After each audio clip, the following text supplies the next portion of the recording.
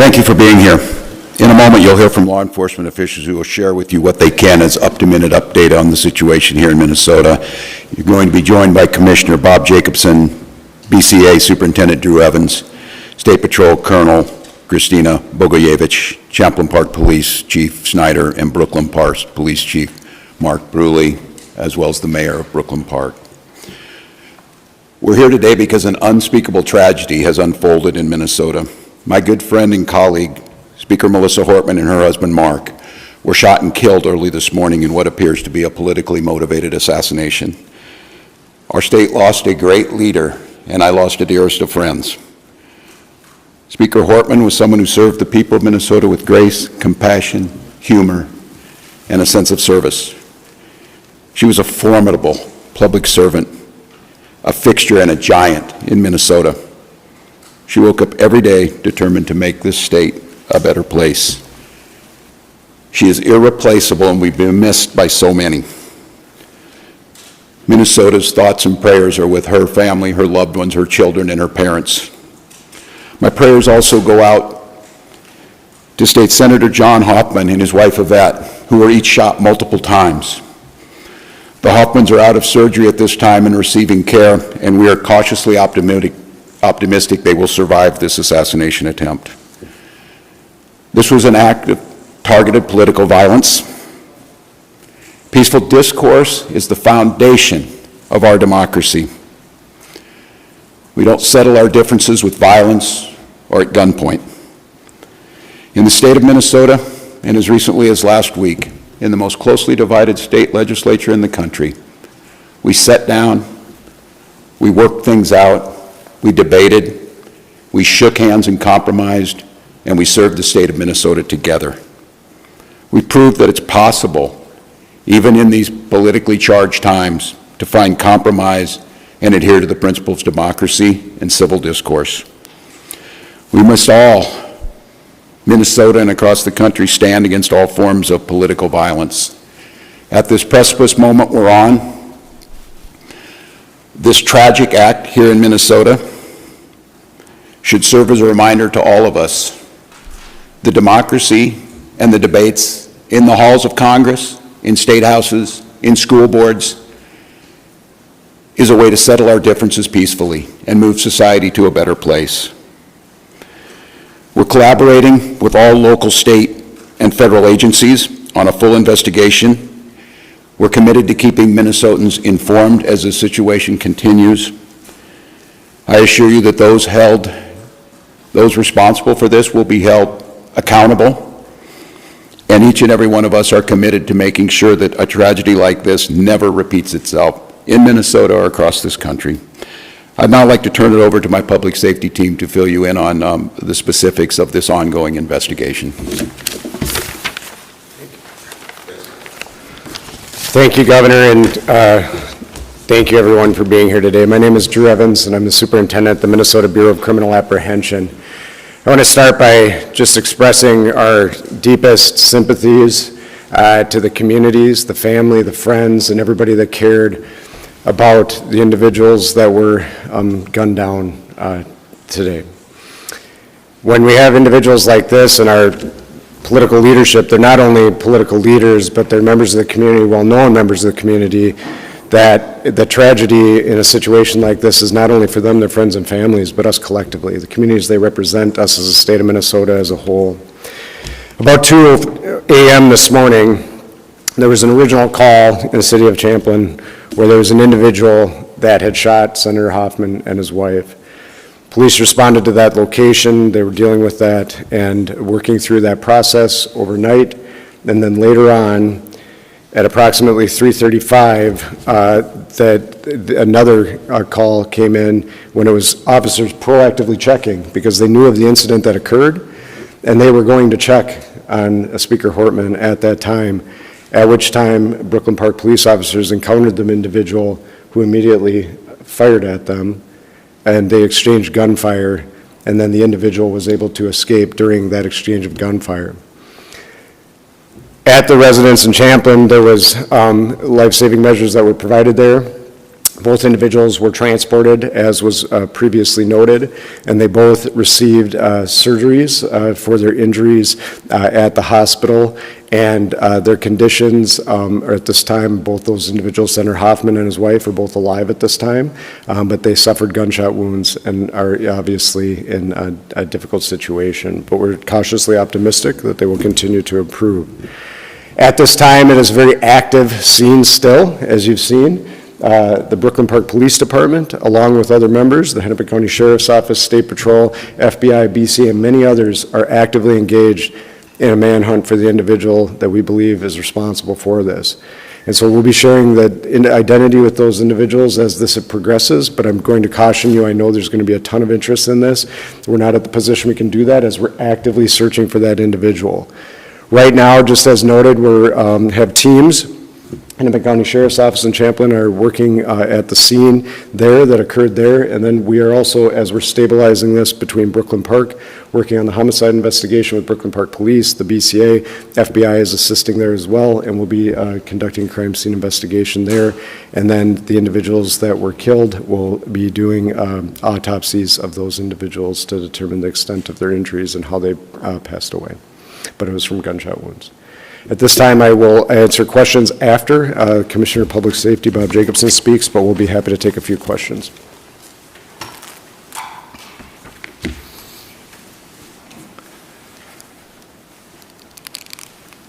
Thank you, Superintendent Evans. My name is Bob Jacobson. It's my honor to serve as the Commissioner of Public Safety for the state of Minnesota.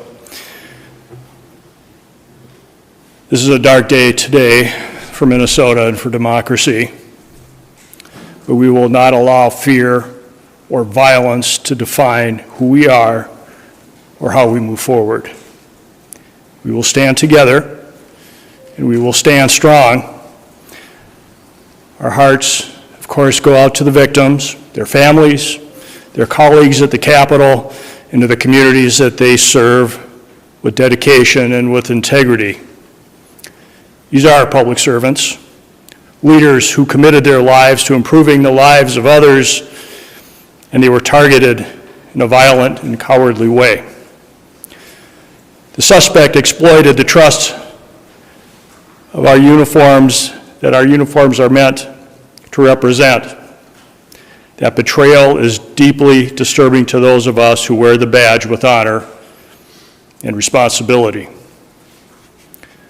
We want to reassure the public that there is increased security in place for elected officials and others who may be at risk. If you see anything suspicious, especially involving individuals impersonating law enforcement, please report it immediately by calling 911 or your local police department. With that, I'll step back and we will be available for any questions. Thank you. One reminder, please, as you ask your first questions, please don't forget to introduce yourselves, your media organization, and to the folks answering the questions, please don't forget to repeat the question. Walker RC, Minnesota Search Bureau. So can you say it one more time? So you were just going to proactively check on Speaker Emeritus Corbin, and then police there encountered the gunman or someone with a gun and exchanged gunfire. Can you just go over that one more time, please? I can. Good morning, Police Chief Mark Bruley, Brooklyn Park Police Department. The question is, how did we get to Representative Hortman's house, and it was proactively or not. The circumstances that unfolded in Brooklyn Park this morning is that we assisted the Champlain Police Department on a shooting. That shooting was made aware by one of our sergeants that it was at Senator Hoffman's home. In hearing that very intuitive sergeant asked our officers to go check on Melissa Hortman's home, the representative that lives in our community, just proactively as due diligence to swing by. That police officer and his partner pulled down the street when they arrived at Melissa's house. They noticed that there was a police vehicle in the driveway with the lights, emergency lights on, and what appeared to be a police officer at the door coming out of the house. When our officers confronted them, the individual immediately fired upon the officers, who exchanged gunfire, and the suspect retreated back into the home. Was this an actual police officer or impersonating police officer? Yes, the question is, was it a real person or a person impersonating a police officer. It was not a real police officer. This is somebody that clearly had been impersonating a police officer, again, using the trust of this badge and this uniform to manipulate their way into the home. So Chief Burley, Janet Shortle, Pier 11, the person not only was wearing a badge posing as a police officer, when they approached their victims, they had a car with lights and sirens? Yes, the question is what kind of vehicle, how were they dressed? They did drive a vehicle that looked exactly like an SUV squad car.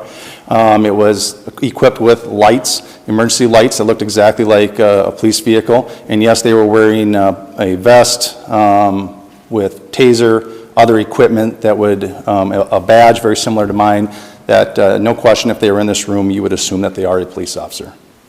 Chief, related to that sort of WCC, can you describe the moments after that played out? You said the person went into the home, and then can you help us understand the next 10, 15 minutes of how we got to where we're at now?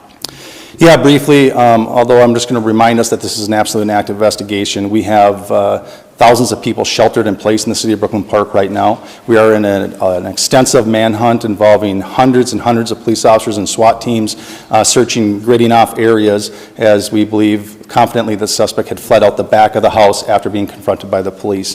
Very briefly, after the officers had exchanged gunfire and the suspect retreated into Melissa's home, they immediately went up to the threshold and looked in and seen a male that was down, clearly had been struck by gunfire. They made limited penetration, grabbed a hold of the male and drug him out to safety to attempt first aid. However, he was pronounced dead shortly after that. At that point, the officers surrounded the house, got additional resources and SWAT resources, and then ultimately went in with a drone identifying a female in the home.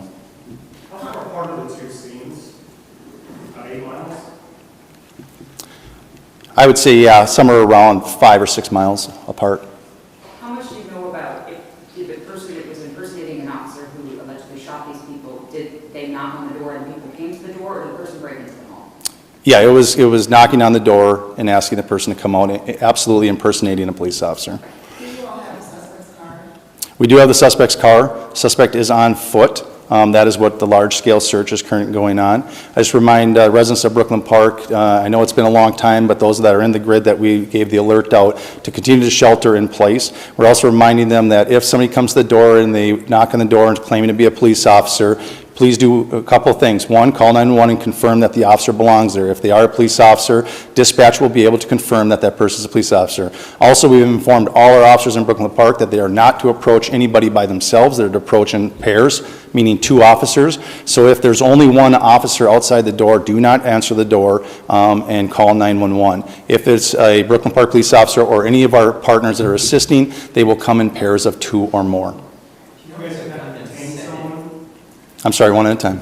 Do you know if the gunman said anything, like when he knocked on the door, did he say anything to like Senator Hoffman? We do know that he did, but I'm going to hold that back as part of the investigation right now. You guys did detain someone for information? Is that accurate? This is a very large-scale search, so we have detained several people and questioned them, but we do not have anybody in custody at this time. I know you may not want to identify that person publicly, but have you privately identified the suspect? We have people of interest that we are looking for. Michelle Griffin, Minnesota Reformer. Other than that, these are 2 Democratic lawmakers. Is there anything else to suggest that this is politically motivated? Again, I'm going to hold back most of the information. This is part of the investigation that we completed. This is rapidly evolving, just occurred a few hours ago, and we're trying to sort it out. We have partners from the FBI, the BCA, the Hennepin County Sheriff's Office, and almost every suburban agency in our community helping us with this. So it's very complex and working on it. What I will tell you, when we did a search of the vehicle, there wasn't a manifesto that identified many lawmakers and other officials. We immediately made alerts to the state who took action on alerting them and providing security where necessary. And that's about, I'll stop there. Chief, thank you very much. We're going to take one more question. True with the BCA, can I ask just, you use the word targeted, and that's kind of along the lines of Michelle's question in terms of politics, Democrats, and Republicans. These are both Democratic lawmakers. You said the word targeted, so targeted because they're politicians or targeted because they're Democratic politicians? So the question is were they targeted, and when I use the term, why am I using the term? As Chief Bruley noted, there was a list of individuals, and the individuals that were targeted in this situation were on that list. And so when we're looking at that, as Chief Bruley said, it's far too early in the investigation to be able to provide information, but I do think we'll be in a position where we'll be able to develop the motivation behind these attacks, and we'll be able to provide more information as this unfolds. And so that's part of the reason we're using it, is I think there's some preliminary information that is telling us kind of where this is headed, but we need a lot more work done by all the teams that are here working on that to be able to provide that with you with a degree of accuracy. Thanks. Thank you. Quite a few. Yeah, we're good. Thank you. Is that still? Yep, hold on. Colonel, do you want to talk about the rally at the Capitol? Thank you. Good morning, Colonel Bavich with the State Patrol. We are aware of the demonstrations across Minnesota, including the Capitol and across the nation. We will work with our state partners and our local partners to provide security and safety for those that attend. Christy Miller, Pioneer Press, can you confirm that you will have a sniper station at the Capitol? The question was, will we have a sniper at the Capitol? We don't discuss our security plans on the Capitol grounds. Colonel, thank you. Okay, thank you very much, everybody, for being here. We will, I think you do have, and if you haven't, let me know, but we do have a place where you can send inquiries for either interview requests, information requests. We have our State Emergency Operations Center set up. If you need information on how to make those requests and make sure that we see them, let me know.